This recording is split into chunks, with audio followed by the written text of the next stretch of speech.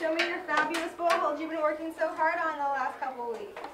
It's been an exciting couple of weeks for the fourth graders at Zamorano Elementary School in southeast San Diego's Bay Terraces neighborhood.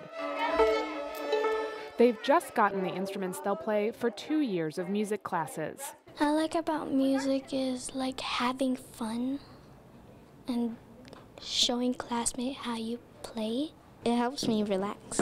I like playing it because it makes me learn new stuff while having some fun with an instrument.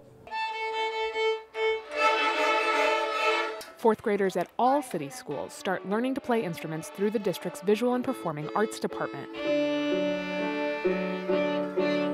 Their programs were given a national award last year by the Kennedy Center in Washington, D.C., in part because schools expanded access to arts education for all students, even in the face of major budget cuts.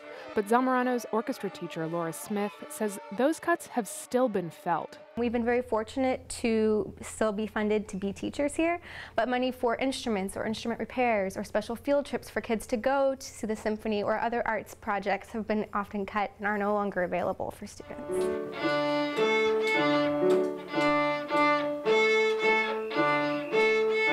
This year, the program's $250,000 materials budget was cut to about $30,000. That means the department still has about 25 teachers traveling to each of the district's more than 100 elementary schools twice a week, but they don't have funds to do things like repair students' instruments. They get very frustrated, as do I. I do my best to fix everything I can, and they don't understand that it's their instrument and not them, especially because I can't maintain them like I used to. I used to be able to take them all in, but now we're like, oh, well, that's good enough, that's good enough. But you want a perfect working instrument for a new student. But the department's director has gotten creative about making up for as many of the cuts as possible. The department's been selling a $5 CD, and this Saturday they're holding a particularly special fundraiser. Just to see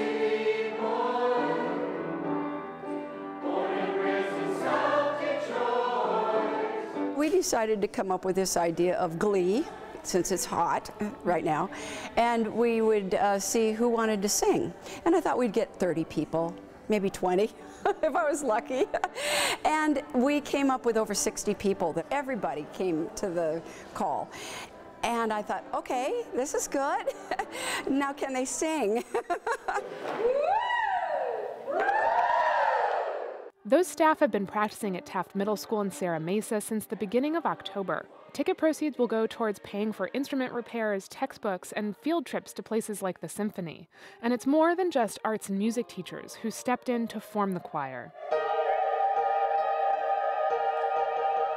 This is totally outside the box of, bringing people in the district together to raise money for a wonderful cause for children. I actually make my kids do hard things. I have kids that have social anxiety and they're stutterers, and I figure I make them do hard things, and so singing is something that's a challenge for me, so I figured I'd take a risk. And I work at an art magnet school, so I wanted to support the arts in a way that I could. I studied music as a child and even had my own little group at one point, or band if you will, and it really made a difference in my life in terms of who I am and my ability to feel comfortable in front of a crowd and all those sorts of things that are important in our adult lives. Karen Childress Evans says exposure to the arts pays off long before students are living those adult lives. And we all know the research behind all of this, that the students that are involved in the arts do better in school, they behave better, their attendance is definitely better, they're more prepared to go on to college, and they are more successful socially